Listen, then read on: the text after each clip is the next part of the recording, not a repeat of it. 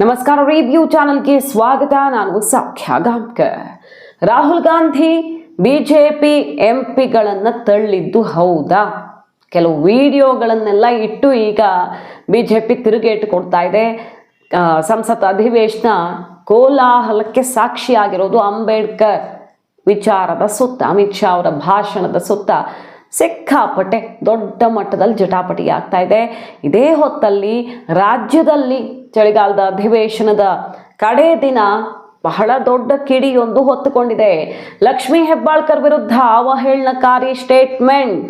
Video ಸಿಗ್ತಾ? ಹಾಗಾದ್ರೆ ಮಾಹಿತಿ ಮುಂದೆ ಇಡ್ತಾ ಇದೀವಿ. ಮಿಸ್ ಮಾಡಿದ್ರೆ ನಮ್ಮ ಚಾನಲ್ನ ಸಬ್ಸ್ಕ್ರೈಬ್ ಮಾಡಿ, ನಿಮ್ಮ ಅಭಿಪ್ರಾಯ ಕಮೆಂಟ್ ಮಾಡಿ ತಿಳಿಸಿ. ವೀಕ್ಷಕರೇ, ಒನ್ ಬೈ ಒನ್ ನೋಡ್ತಾ ಹೋಗೋಣ. ಮೊದಲನೇದಾಗಿ ಲಕ್ಷ್ಮೀ ಹೆಬ್ಬಾಳ್ಕರ್ ಅವರ ವಿರುದ್ಧ ಬಹಳ ಕೆಟ್ಟ ಪದವನ್ನು, ಅವರ ಕ್ಯಾರೆಕ್ಟರ್ಗೆ ಚ್ಯುತಿ ತರುವಂತಹ ಅತ್ಯಂತ ಕೆಟ್ಟ ಪದವನ್ನು ಸಿ ಟಿ ರವಿ ಬಳಸಿದ್ದಾರೆ ಅಂತ ಆರೋಪ ಕೇಳಿಬಂದಿದೆ. ಕಣ್ಣೀರು ಹಾಕ್ಕೊಂಡು ಲಕ್ಷ್ಮೀ ಹೆಬ್ಬಾಳ್ಕರ್ ಹೊರಗಡೆ ಬಂದರು, ಕಂಪ್ಲೇಂಟ್ ಕೊಟ್ಟಿದ್ದಾರೆ ಹೊರಗಡೆನು, ಮತ್ತು ಒಳಗಡೆ ಸ್ಪೀಕರ್ಗೂ ಕೂಡ ಕಂಪ್ಲೇಂಟ್ ಕೊಟ್ಟಿದ್ದಾರೆ ಹೆಬ್ಬಾಳ್ಕರ್ ಅವರು ಅನ್ನೋದು ಗೊತ್ತಾಗ್ತಾ ಇದೆ. ಈಗ ಸಿದ್ದರಾಮಯ್ಯನವರು ಕೂಡ ಆಕ್ರೋಶ ವ್ಯಕ್ತಪಡಿಸಿದ್ರು, ಆದರೆ ನಾನು ಅವಾಗ ಇರಲಿಲ್ಲ, ಅವ್ರು ಹೇಳಿದ್ದಾರೆ ಇಲ್ಲ ನೋಡಬೇಕು ಅನ್ನೋ ರೀತಿಯಲ್ಲಿ ಸ್ವಲ್ಪ ಡೌಟಲ್ಲಿ ಆನ್ಸರ್ ಮಾಡಿದ್ರು ಕೂಡ ಹೇಳಿದ್ದಾರೆ, ಪದೇ ಪದೇ ಹೇಳಿದ್ದಾರೆ ಅಂತ ಹೇಳ್ತಿದ್ದಾರೆ ನಮ್ಮವರು.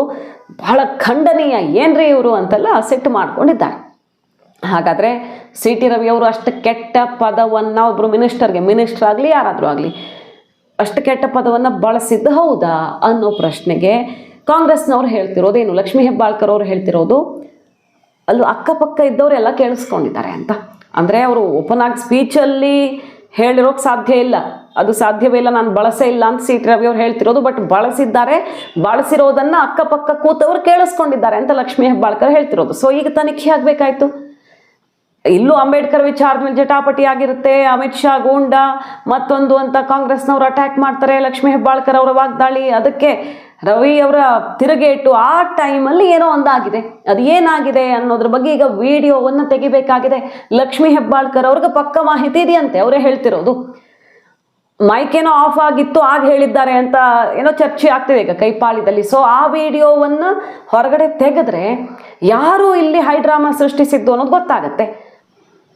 ಇದ್ರ ನಡುವೆ ಅಟ್ಯಾಕ್ ಎಲ್ಲ ಮಾಡೋ ಪ್ರಯತ್ನ ಸಿ ಟಿ ರವಿ ಕಾಣಿಸ್ತಾ ಇದ್ದ ಹಾಗೆ ಲಕ್ಷ್ಮೀ ಹೆಬ್ಬಾಳ್ಕರ್ ಅತ್ಯಾಪ್ತ ವಲಯದಲ್ಲಿ ಗುರುತಿಸ್ಕೊಂಡಿರುವಂತಹ ಕೆಲವರೆಲ್ಲ ನುಗ್ಗೋದಕ್ಕೆ ನೋಡಿದ್ದಾರೆ. ಕೊನೆಗಲ್ ಮಾರ್ಷಲ್ಗಳೆಲ್ಲ ಹೇಗೋ ಪ್ರೊಟೆಕ್ಟ್ ಮಾಡಿ ಗೇಟ್ ಕ್ಲೋಸ್ ಮಾಡಿ, ಅಲ್ಲಿ ಕೆಲವರು ಪರಿಷತ್ ಸದಸ್ಯರು ಕೂಡ ವಾತಾವರಣವನ್ನು ಕಂಟ್ರೋಲ್ಗೆ ತಗೊಳ್ಳೋ ಪ್ರಯತ್ನ ಮಾಡಿ ಸಿ ಟಿ ರವಿ ಅವ್ರನ್ನ ಆ ಕಡೆ ಕಳಿಸಿದ್ದಾರೆ. ಸಿ ಟಿ ರವಿ ಅವ್ರನ್ನ ಕಾಣ್ತಾ ಇದ್ದ ಹಾಗೆ ಅಟ್ಯಾಕ್ ಮಾಡುವ ಪ್ರಯತ್ನ ಆಗುತ್ತೆ. ಗೇಟ್ ಕ್ಲೋಸ್ ಆದ್ಮೇಲೂ ಗೇಟ್ ಒದ್ದು ಬಾರಪ್ಪ ಬಾರೋ ಅನ್ನೋ ರೀತಿಯಲ್ಲಿ ಕಿರ್ಚಾಡುವಂತಹ ದೃಶ್ಯಗಳು ಕೂಡ ಕಂಡು ಬಂದಿದೆ. ಲಕ್ಷ್ಮೀ ಹೆಬ್ಬಾಳ್ಕರ್ ಆಪ್ತರು ಅಂತ ಹೇಳಲಾಗ್ತಾ ಇದ್ದು ಜೋರಾಗಿದೆ ಜಟಾಪಟಿ. ಒಬ್ರು ಸಚಿವೆ ವಿರುದ್ಧ ಹಿಂಗೆ ಮಾತಾಡಿದ್ದೀರಾ ಅಂತ. ಆದರೆ ಇದೆಲ್ಲದಕ್ಕೂ ಈಗ ಸಾಕ್ಷಿ ಸಿಗಬೇಕಾಗಿದೆ, ಇದ್ರ ತೋರಿಸ್ರಿ ಅಂತ ಸಿ ಟಿ ರವಿ ಅವರು ಸವಾಲು ಹಾಕಿರೋದು. ಅಂತಹ ಪದ ಬಳಕೆ ಮಾಡಿದ್ದೇ ಹೌದಾದರೆ ಅದು ಬಹಳ ದೊಡ್ಡ ಶೇಮ್ ಬಿಜೆಪಿ ಅವ್ರಿಗೆ ಮತ್ತು ಸಿ ಟಿ ರವಿ ಅವರಿಗೆ, ಬಹಳ ದೊಡ್ಡ ಶೇಮ್.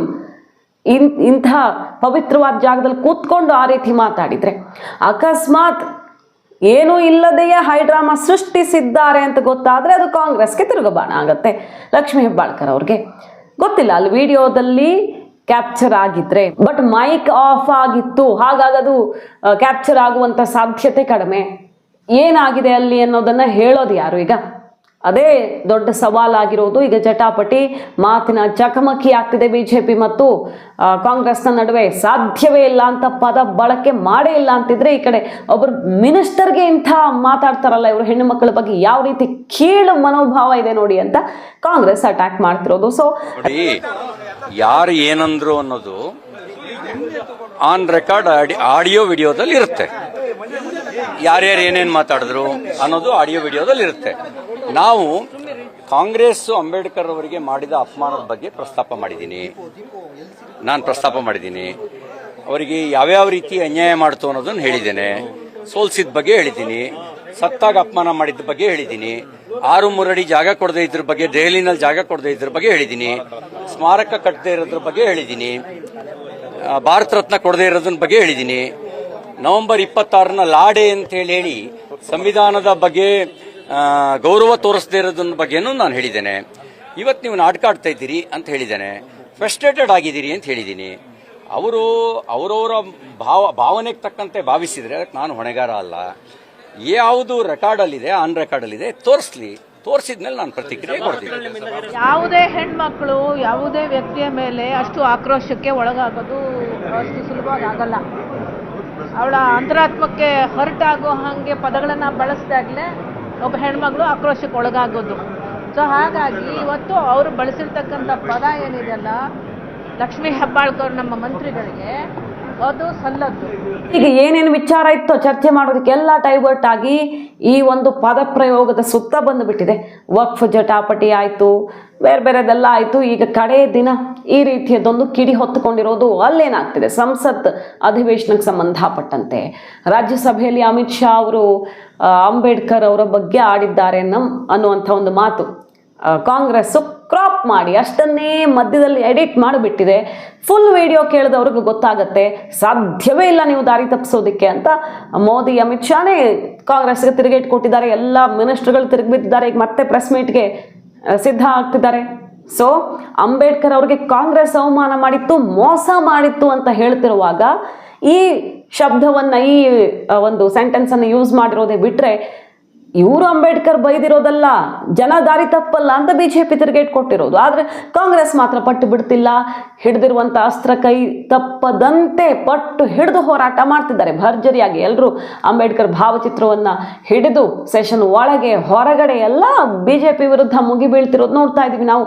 ಈ ಹೊತ್ತಲ್ಲಿ ಒಂದು ಗಲಾಟೆ ಆಯ್ತಲ್ಲಿ. ಎಷ್ಟರ ಮಟ್ಟಿಗೆ ಅಂದ್ರೆ ಪ್ರಿ-KG ಮಕ್ಕಳಿಗಿಂತ ಕಡೆಯಾಗಿ ಸಂಸದರು ಕಚ್ಚಾಕೊಂಡಿರೋದು. राहुल गांधी एक एमपी को धक्का लगा, मेरे ऊपर गिर पड़ा और मैं नीचे गिर गया। किसने धक्का मारा? राहुल गांधी ने? हाँ, राहुल गांधी ने। राहुल गांधी ने धक्का मारा? राहुल गांधी। कौन सी जगह पे सर? सर किस जगह पे? सर किस जगह पे? किस जगह पे? सीढ़ी के ऊपर में मैं खड़ा हुआ था और राहुल गांधी ने आकर के एक एमपी को धक्का लगाया, वो मेरे ऊपर गिर पड़ा और मैं। कहाँ चोट लगी सर आपको? कहाँ चोट लगी सर? एक बार दिखा दीजिए। ओह, ये तो बहुत खून में। Yeah, you want to see blood, no? See, they want to see. उनको जाने दो यार, जाने दो उनको. चोट लग गई।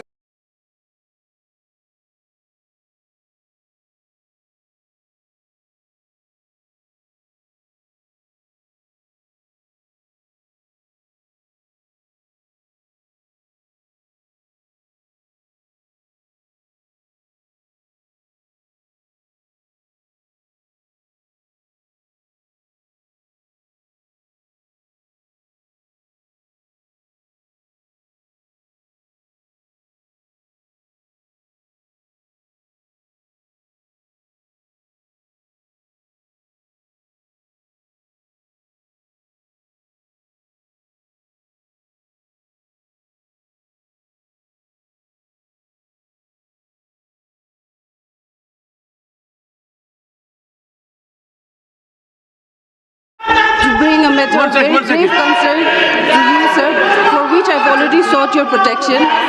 Today, while protesting, it was a peaceful protest. I was standing outside just below the staircase of Makar Dwar.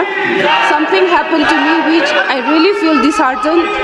Leader of opposition of the Lok Sabha, Shri Rahul Gandhi ji, came in very close proximity of me and I really feel uncomfortable and he started shouting at me, which I felt is very unbecoming of a leader of opposition. It is not that I cannot defend myself, but still then, it would be very unbecoming. ये मैं पता नहीं आपके शांत हो जाए, आपके camera में होगा। ये पार्लियामेंट की एंट्रेंस है, इसमें मैं अंदर जाने की कोशिश कर रहा था तो बीजेपी के एमपी जो थे वो मुझे ऐसे रोकने की कोशिश कर रहे थे, धकेल रहे थे और मुझे धमका रहे थे, तो वो हुआ है बस।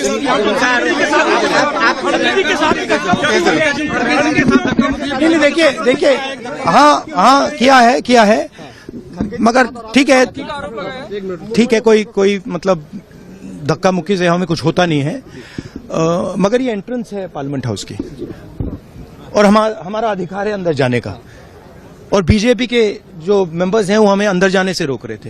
सेंट्रल इशू है जो आप लोग मांग कर रहे हैं अमित शाह के रेजिग्नेशन को लेकर। नहीं, सेंट्रल इशू है कि ये कॉन्स्टिट्यूशन पर आक्रमण कर रहे हैं और जो अंबेडकर जी की मेमोरी है उसका अपमान कर रहे हैं। बीजेपी सर आप लोगों से माफी की मांग कर रही है, कह रही है कांग्रेस माफी मांगे। मैम आपके साथ धक्का मुक्की हुई है? मैम प्रियंका जी आपके साथ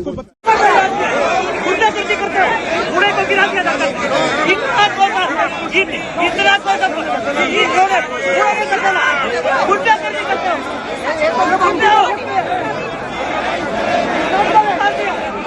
ಯಾರು ಯಾರನ್ನ ತಳ್ಳಿದರು ಇಲ್ಲಿ ಪ್ರಶ್ನೆ. ರಾಹುಲ್ ಗಾಂಧಿ ಅವರು ಬಿಜೆಪಿ MP ಅವರನ್ನ ತಳ್ಳಿ ಬೀಳಿಸಿದ್ದಾರೆ. ವಯಸ್ಸಾಗಿರೋರು ಬೇರೆ, ಸಾರಂಗಿ ಅವರು ಬಿದ್ದು ತಲೆ ಎಲ್ಲ ಒಡೆದು ಹೋಗಿದೆ. ಬಟ್ ಕಾಂಗ್ರೆಸ್ನವ್ರು ಹೇಳ್ತಿರೋದು ಬಿಜೆಪಿ ಅವರೇ ನಮ್ಮನ್ನು ತಳ್ಳಿದ್ದಾರೆ ಅಂತ. ನಾವು ಅಲ್ಲಿ ಎಂಟ್ರೆನ್ಸ್ ಯಾವ ದ್ವಾರ ಇದೆಯೋ ಅಲ್ಲಿಂದ ಹೋಗ್ತಾ ಇದ್ವಿ, ಎಲ್ರಿಗೂ ಅಲ್ಲಿಂದ ಪ್ರವೇಶ ಇದೆ. ಬಟ್ ಇವ್ರು ನಮ್ಮ ಮೇಲೆ ಅಟ್ಯಾಕ್ ಮಾಡೋದಕ್ಕೆ ನೋಡಿದ್ರು, ಬಿಜೆಪಿ ಅವರು ತಳ್ಳೋಕ್ ನೋಡಿದ್ರು, ನೂಕಾಡೋಕ್ ನೋಡಿದ್ರು, ನಮಗೆ ಸಂಸತ್ ಪ್ರವೇಶ ಮಾಡದಂತೆ ತಡೆಯೋದಕ್ಕೆ ನೋಡಿದ್ರು. ಆಗ ಇಂಥ ಪರಿಸ್ಥಿತಿ ಆಗಿದ್ದು ಅಲ್ಲಿ ಅಂತ ಹೇಳ್ತಿದ್ದಾರೆ. ಸೊ ಆಗಿಂಥ ಪರಿಸ್ಥಿತಿ ಆಗಿದ್ದು ಅಂದರೆ ಅದಕ್ಕೆ ನಾವು ತಳ್ಳಿದ್ವಿ ಅಂತನೋ ಗೊತ್ತಿಲ್ಲ. ನಾವು ತಳ್ಳಿಲ್ಲ ಅಂತ ರಾಹುಲ್ ಗಾಂಧಿ ಅವರು ಹೇಳ್ತಿದ್ದಾರೆ, ಇವರೇ ನಮ್ಮನ್ನು ತಳ್ಳಿದ್ರು ಅಂತ. ಆದರೆ ಅಲ್ಲಿದ್ದಂಥ ಬೇರೊಬ್ಬ MP ತಳ್ಳಿ ನನ್ನ ಮೈ ಮೇಲೆ ಬೀಳಿಸಿದ್ರು. ನಾನು ಆಗ ಬಿದ್ದೆ ಮೆಟ್ಲತ್ರ ನಿಂತಿದ್ದಾಗ. ಸೊ ರಾಹುಲ್ ಗಾಂಧಿಯವರು ಗೂಂಡಾವರ್ತನೆ ಮಾಡಿದ್ದಾರೆ, ಈ ರೀತಿ ಇವರು ಮಾರ್ಷಲ್ ಆರ್ಟ್ಸ್ ಎಲ್ಲ ಕಲ್ತಿದ್ದಾರಲ್ಲ ಅದನ್ನೆಲ್ಲ MP ಮೇಲೆ ಪ್ರಯೋಗ ಮಾಡೋಕೆ ಬಂದಿದ್ದಾರೆ ಅಂತ ಕಿಡಿಕಾರಿರೋದು. ಮೋದಿ ಅವರು ಬೇರೆ ಹಾಸ್ಪಿಟಲೈಸ್ ಆಗಿರೋ MP ಕರೆ ಮಾಡಿ ಮಾತಾಡಿಸಿ ಇದು ನೆಕ್ಸ್ಟ್ ಲೆವೆಲ್ಗೆ ಹೋಗ್ತಾ ಇದೆ. ಅಲ್ಲಿ ಒನ್ ನೇಷನ್ ಒನ್ ಎಲೆಕ್ಷನ್ನು, ಇಲ್ಲಿ ಅಂಬೇಡ್ಕರ್ ವಿಚಾರ, ಸಂವಿಧಾನದ ಮೇಲೆ ಚರ್ಚೆ ಎಲ್ಲ ಡೈವರ್ಟ್ ಆಗಿ ಈಗ ಯಾರು ಯಾರನ್ನ ತಳ್ಳಿದರು ಅನ್ನೋ ವಿಷಯ ವಿಡಿಯೋ ಎಲ್ಲ ಬಿಟ್ಟು ಅಲ್ಲಿ ಎಷ್ಟು ಗಾಯ ಆಗಿದೆ, ಎಷ್ಟು ನೋವಲ್ಲಿದ್ದಾರೆ. ಹಾಗಾದ್ರೆ ರಾಹುಲ್ ಗಾಂಧಿ ಅವ್ರನ್ನ ತಳ್ಳಿದ್ರೆ ಅವ್ರಿಗೆ ಸಮಸ್ಯೆ ಆಗಬೇಕಿತ್ತಲ್ಲ, ಯಾರಿಗೆ ಸಮಸ್ಯೆ ಆಗಿದೆ ಅಸಲಿಗೆ ಅಂತೆಲ್ಲ ಕೆಲವು ವಿಡಿಯೋಗಳನ್ನು ರಿಲೀಸ್ ಮಾಡಿ ಬಿಜೆಪಿ ತಿರುಗೇಟ್ ಕೊಡ್ತಿರೋದು.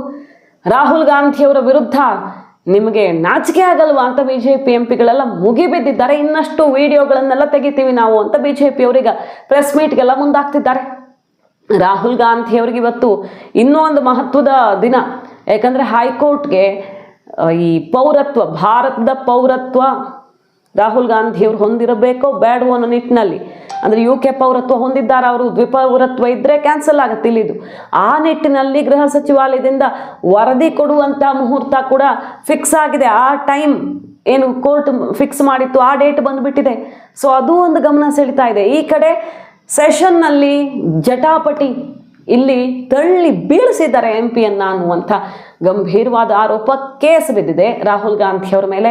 ಕಾದ್ ನೋಡಬೇಕು ಸೆಷನ್ ಈಗ ಯಾವ ದಿಕ್ಕನ್ನು ಪಡ್ಕೊಳ್ಳಿದೆ ಅಂತ. ಮಾಹಿತಿ ನಿಮ್ಗೆ ಇಷ್ಟ ಆಗಿದ್ರೆ ಮಿಸ್ ಮಾಡಿದ್ರೆ ನಮ್ಮ ಚಾನಲ್ನ ಸಬ್ಸ್ಕ್ರೈಬ್ ಮಾಡಿ, ನಿಮ್ಮ ಅಭಿಪ್ರಾಯ ಕಮೆಂಟ್ ಮಾಡಿ ತಿಳಿಸಿ. Thank you.